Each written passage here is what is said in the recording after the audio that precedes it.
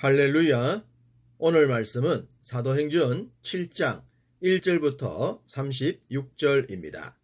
스데반의 변론이라는 제목으로 말씀을 나누겠습니다. 제가 믿음 생활을 하게 된 것은 먼저 믿은 누나 때문입니다. 믿지 않은 가정에서 먼저 믿은 누나의 전도를 받게 되었죠. 누나는 믿음과 거리가 멀었던 집안에서 어려움을 많이 당했습니다. 그러나 묵묵히 견뎌내었죠. 그러다가 저도 그 반일에 들었는데 누나의 믿음을 막지 못했던 부모님은 여자도 막지 못했는데 남자는 더더욱 못 막겠지 라고 생각하셨던 것 같습니다. 물론 제게도 제약이 있었지만 누나에 비할 바는 아니었죠.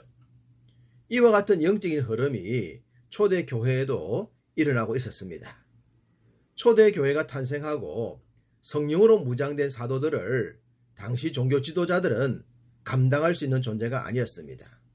이미 그들은 죽음조차 초월하는 자들이 되었기 때문입니다.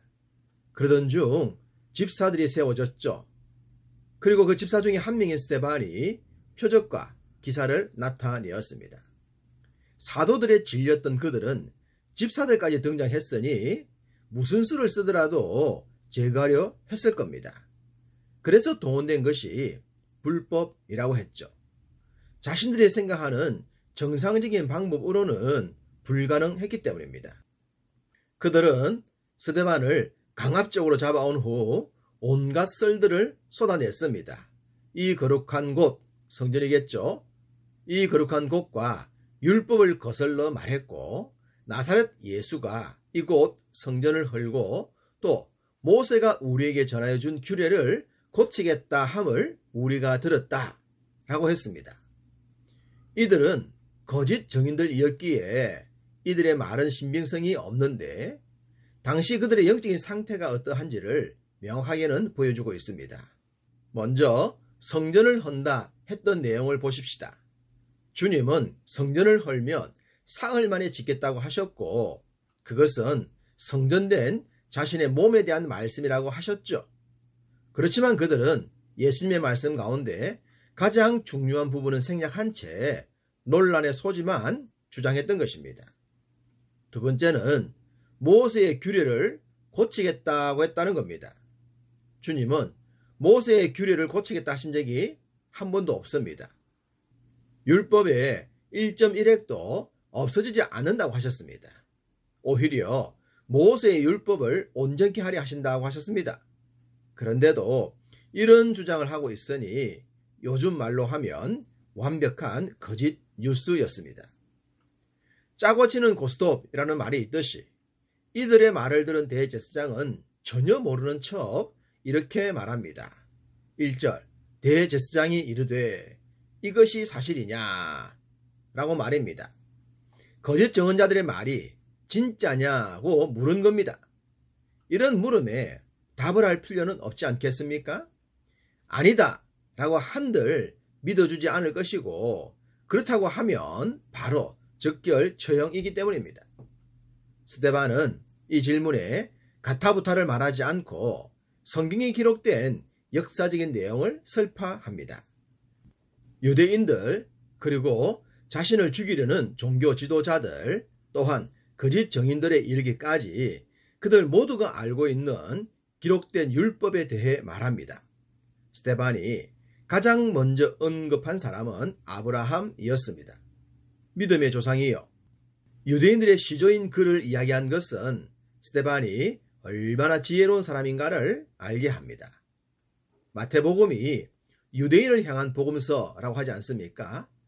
그렇기 때문에 마태는 복음서의 시작에 아브라함과 다윗을 언급했던 것입니다.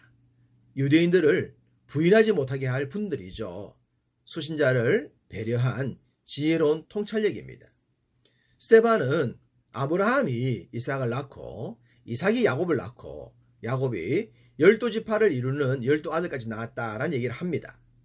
스데반을 죽이기 위해 혈안이 되었던 자들은 스데반의 이런 이야기에 머리를 끄덕끄덕 하지 않았을까요? 반박하거나 입댈 내용이 없기 때문입니다. 스데반은 여기서 멈추지 않고 애굽에 팔려갔다가 애굽 총리에 오른 요셉을 이야기합니다. 당연히 아버지와 일가 친척을 애굽에 초청했던 일도 얘기를 했죠. 그러면서 아브라함이 자기의 소유주로 만들었던 막벨라 굴에 안장되었다고 합니다.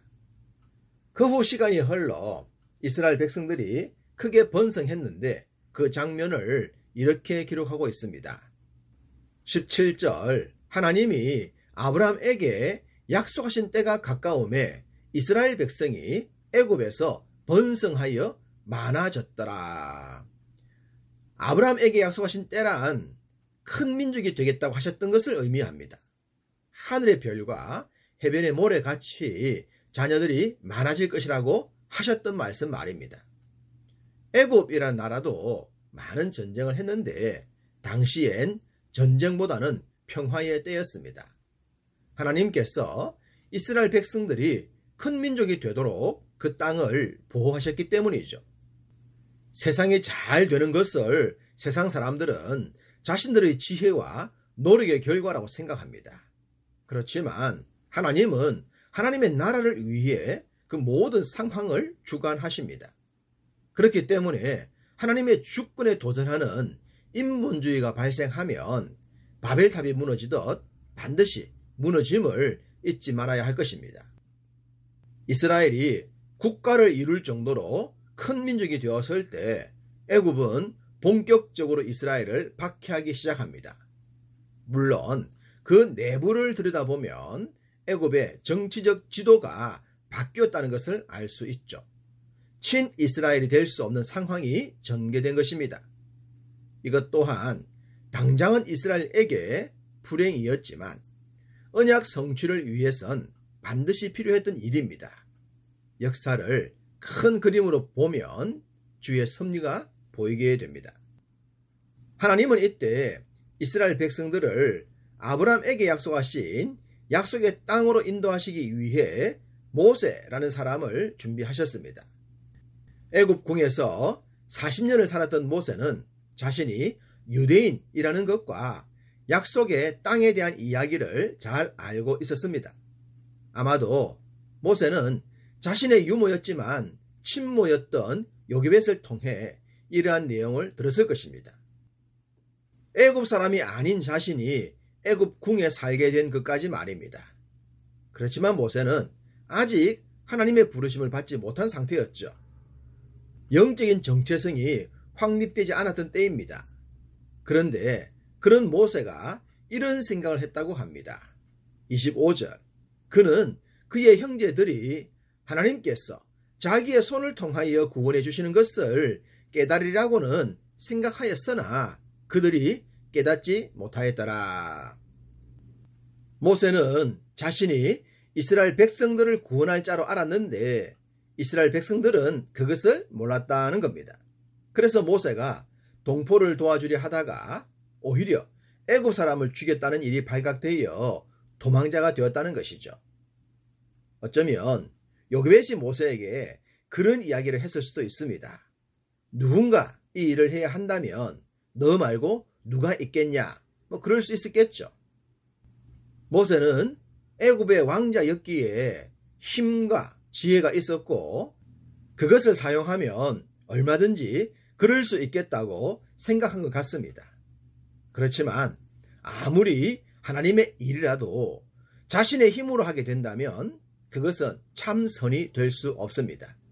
인간의 공로가 되기 때문이죠. 모세는 광야로 쫓긴 후 40년을 통해 이러한 사실을 알게 됩니다. 어느 날 자신을 부르신 하나님 앞에서 말입니다. 내 발에 신을 벗어라. 내가 서 있는 곳은 거룩한 땅이니라. 어디가 거룩한 곳일까요? 왕궁? 성전? 깨끗하게 정돈된 안방일까요? 그렇지 않습니다. 하나님의 주권을 인정하며 하나님의 말씀 앞에 겸허하게 믿음으로 아멘하는 곳, 바로 그곳이 거룩한 땅인 줄 믿습니다. 하나님은 거듭난 사명자인 우리들을 부르셨고 삶의 현장으로 보내셨습니다. 그렇다면 부르심과 보내심이 있는 곳이 거룩한 땅이지 않겠습니까? 우리는 이 믿음으로 매일의 삶에 신실해야 할 것입니다. 오늘도 여러분의 발이 머무는 모든 곳을 거룩한 땅으로 만들어 가시기를 간절하게 기원합니다.